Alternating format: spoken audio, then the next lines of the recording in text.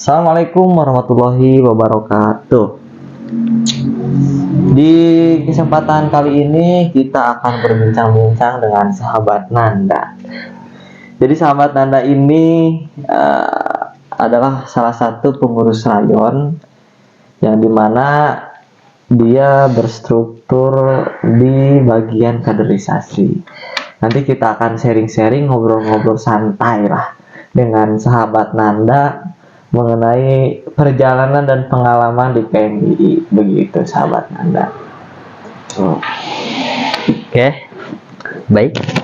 Terima kasih kepada sahabat Rizal Nur Fahroji selaku bidang kaderisasi Waka 1 di cabang ya. Oke, sahabat. Ya. Sebelumnya perkenalkan saya Ananda Rahmatullah Febriansyah dari Pajambon. Saya mahasiswa Unisa Prodi PAI. Langsung ke itu saja ya. Perjalanan Sampai ngobrol. awal saya masuk PMI sebenarnya sih saya masuk PMI itu atas ke ini ajakan saudara saya, sahabat Manarul. Woi, sahabat Manarul. Ya. Terima kasih sahabat Manarul telah mengajak sahabat Nanda masuk PMI. Terus. Di situ saya tidak terlalu kenal apa itu PMI, namun saya mencoba masuk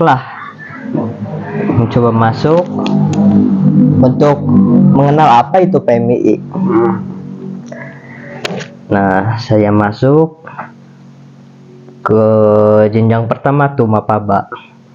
Saya tidak tahu dalamnya PMI itu Mapaba tuh apa gitu kan. Saya mengikuti Mapaba, oh ternyata kayak gini ya PMI itu. Jadi kesan pertama masuk PMI itu gimana sahabat Nanda? Jadi apakah PMI sangat membosankankah atau PMI itu seperti apa? PMI sendiri itu asumsi saya ya. Pertama itu karena melihat PMI ini organisasi mahasiswa ekstra gitu ya, yang dimana saya sering melihat di sosial media ataupun di apa gitu ya, PMI ini sering ikut dalam kalangan aksi-aksi demonstrasi. Oh, aksi-aksi jalanan begitu. Iya. Terus Saya tuh tertarik lah dalam ke dalam lobby itu, demonstrasi gitulah. Bahkan saya pernah ditanya gitu kan, di Mapaba, apa tujuan kamu masuk PMI?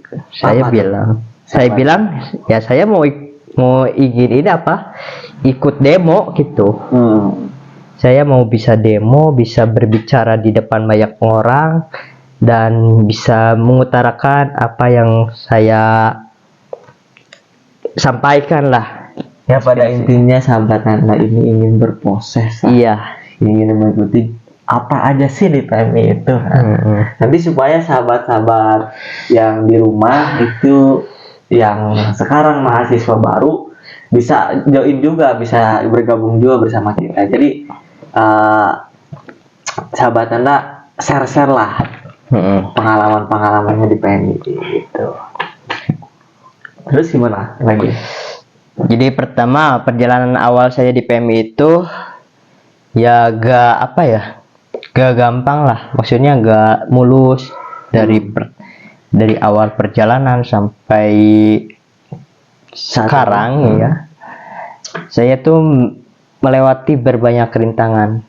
Pertama saya mengikuti Mapaba tuh hanya sekedar Mapaba. Kajian tidak pernah mengikuti, setiap agenda PMI tidak pernah mengikuti. Karena di kalangan kelas saya PAI ada beberapa orang yang masuk PMI juga, akan tetapi mereka tidak apa ya, tidak ada giroh untuk masuk ke dalam PMI lah. Maksudnya tidak mau berproses. Itu. Jadi saya ngikut-ngikut aja gitu kan. Pada selang berapa bulan gitu ya, semester 2 saya kena musibah, saya kecelakaan di Gronggong. Saya tuh dirawat lah di Kadu Gede, Cibondok, selama sebulan. Ada kunjungan dari PMI untuk membesuk saya, ya menjenguk saya, membesuk saya. Kok ini PMI sangat apa ya? Apa sih? Sangat peduli terhadap saya gitu. Terhadap anggota gitu. Iya, di situ saya mulai tersentuh lah. Oh, ternyata anak-anak PMI itu apa ya? Sangat peduli, sangat inilah terhadap saya gitu kan. Disitulah saya mulai langsung ada tersentuh hati dan mulai ingin benar-benar di PMI gitu kan. Dan akhirnya saya langsung mulai berproses lagi, aktif kembali. Pertama saya kembali ke PMI lagi itu di PKD, Pak. Oh iya. Iya. Kan itu yang menyelenggarakan angkatan saya PKD. Oh siap. Jadi sahabat Anda ini ketika saya ingat sekali waktu itu ketika sahabat Anda ikut ke Solo dengan keadaan yang masih kurang sehat. Iya, betul. Dan juga alhamdulillahnya kembali lagi giroh pergerakannya, giroh berproses di PMI-nya. Iya. Sehingga kemarin ketika periode saya di komisariat itu, jadi sahabat Anda ini ikut di PKD. Nah, perlu diketahui sahabat-sahabati, PKD itu adalah jenjang kaderisasi di PMI. Pertama kan ada jenjang Mapaba ya sahabat Anda. Iya. Jadi Mapaba itu jenjang di mana masa penerimaan anggota baru, di mana mahasiswa baru itu yang ingin bergabung, yang ingin ikut berproses di PMI itu harus mengikuti Mapaba. Itu gerbang awal sahabat-sahabat bisa masuk PMI. Setelah berproses dengan mengikuti kajian, terus kegiatan-kegiatan PMI, diantaranya ada kegiatan diskusi, kegiatan ziarah keagamaan dan lain-lain, barulah ada jenjang PKD gitu sahabat Anda ya. PKD itu sahabat-sahabati perlu diketahui ada jenjang kedua, di mana PKD itu pelatihan kader dasar menggembleng sahabat-sahabat supaya lebih matang lagi dari segi intelektual, mental, dan moral. Jadi setelah nanti sahabat beres menjadi anggota dan naik ke pengurus rayon, itu digembleng terlebih dahulu di PKD supaya matang lah terhadap prosesnya begitu. Terus gimana sahabat Anda? Ya, setelah saya mengikuti jenjang kedua PKD itu saya merasa kaget gitu kan, karena memang dari sejak Mapaba saya tidak aktif gitu kan, karena belum tidak mengikuti agenda-agenda PMI sendiri ya. Dan saya mulai lupa tuh materi-materi seperti PMI, NDP, keindonesiaan gitu kan. Soalnya iya, saya mulai saya mulai mengkaji ulang gitu kan. Jadi sedikit menyesal lah apa yang saya kemarin tidak aktif ketika menjadi anggota itu, jadi terasa ketika di jenjang PKD sahabat. Iya, betul. Dan pada akhirnya setelah mengikuti jenjang kedua PKD, saya mengikuti RTAR tuh.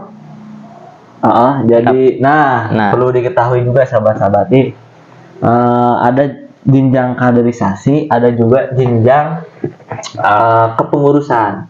Di PMI itu ada beberapa jenjang kepengurusan sahabat-sahabat. Pertama ada jenjang tadi setelah mapaba itu nanti sahabat-sahabat di baiat dan menjadi anggota PMII. Setelah mapaba PKD tadi, setelah PKD ada PKL dan juga PKN.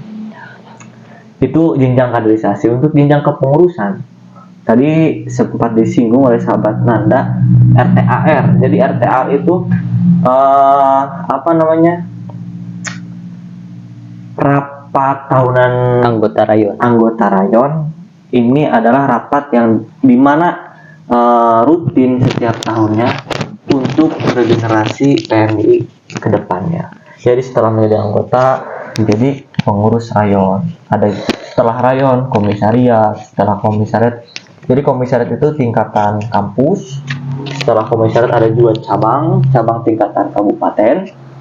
Ada juga PKC tingkatan provinsi dan juga pimpinan paling tinggi yaitu PB pengurus besar PMI tingkat nasional. Itu mungkin beberapa jenjang kepengurusan di PMI.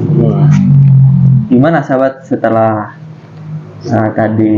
setelah saya mengikuti jenjang kepengurusan RTAR ya, di situ saya apa ini RTAR kan nggak tahu gitu kan, RTAR itu apa, sedikit bertanya-tanya. Ya, ternyata banyak nih yang mengajukan saya, ayo naik jadi sebagai ketua. Iya, sebagai ketua.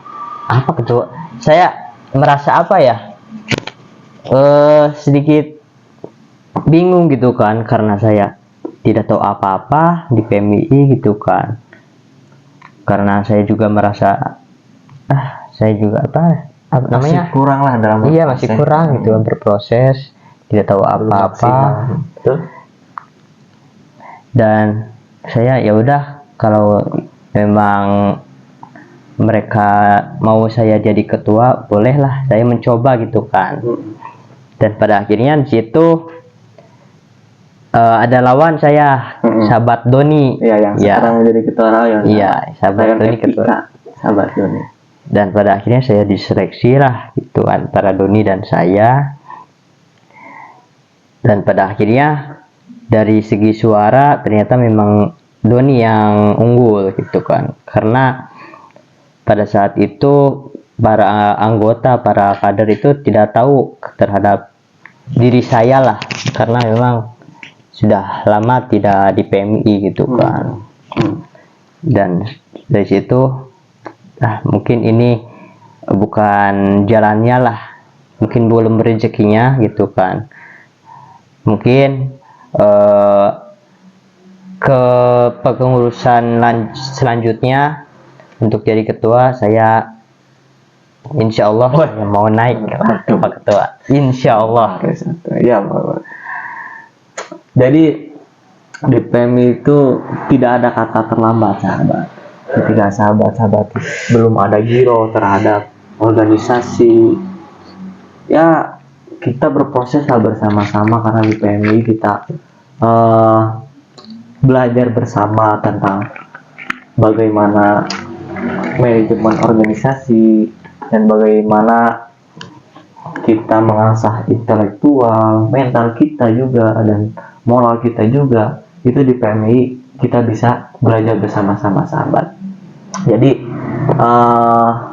dari pengalaman yang tadi sahabat Anda telah ceritakan, ini sangat menarik. Bahwasannya kita bisa ambil hikmah lah sahabat-sahabat.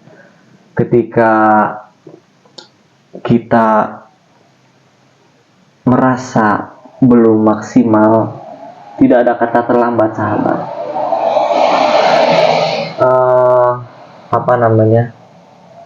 Berproses dan terus untuk menuntut ilmu, karena kan dianjurkan atau sudah masyhur lah kata-kata bahwasanya tidak ada kata terlambat untuk mencari ilmu. Jadi untuk sahabat-sahabat yang sekarang mahasiswa baru, yang baru masuk perkuliahan, mari kita bergabung bersama PMI Kabupaten Kuningan ada beberapa komisariat, ada komisariat Unisa, komisariat Uniku, komisariat Spiku atau komisariat UBHI, ada komisariat Husnul dan juga komisariat persiapan Staiku. Untuk itu mungkin podcast malam kali ini kita cukupkan sahabat-sahabat, karena ini permulaan. Semoga kita bisa sharing-sharing lagi lah dengan kadar-kadar yang sangat keren, kadar-kadar yang sangat berkiroh lah terhadap pergerakan. Nanti kita undang dari Uniku dan lain-lain sahabat-sahabat, dari Stiku, dari Husnul, dari Staiku juga. Dan juga ayo bersama-sama mahasiswa baru khususnya Kabupaten Kuningan bisa mengikuti Mapaba di kampusnya masing-masing. Mungkin itu saja dari Bang Gondrong ini. Podcast malam ini ditutup. Allahumma muwaffiq ila aqwamit thoriq. Assalamualaikum warahmatullahi wabarakatuh. Waalaikumsalam. Salam pergerakan. Salam.